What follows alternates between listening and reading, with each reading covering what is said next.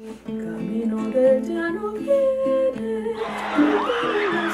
came in their thousands, streaming across the border, desperate to buy basic food and medicine.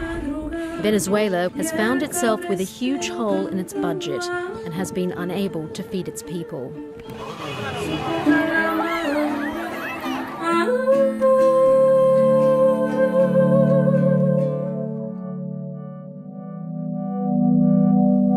Algún día regresar y encontrar el bello país que siempre hemos tenido sin problemas. Yo tengo la esperanza de que esta crisis termine pronto. Que tengo esperanza de que algo bueno va a ocurrir. Y bueno, siempre tenemos que ser seres de esperanza.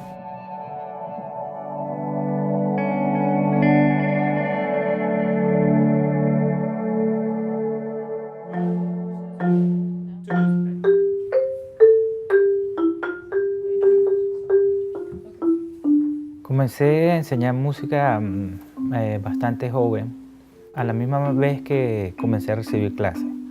¿Cómo es esto?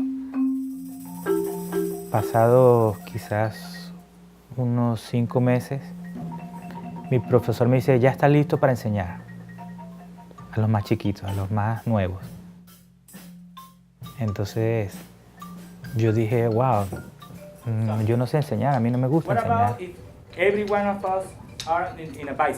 Pero cuando me senté al frente del niño, descubrí, abrí un universo, abrí la puerta de un universo que me gustó mucho, que es enseñar.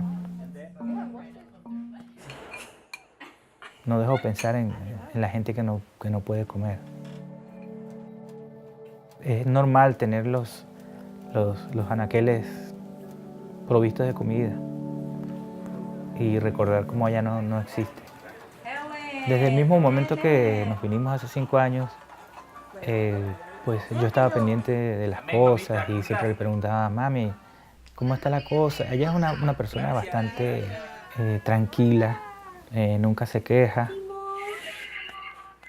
Una persona al ser tocada por la música o al descubrir la música ya no es la misma antes y después de ese fenómeno. ¿Qué importa? Eso me llena de satisfacción. Y eso me da las ganas de vivir.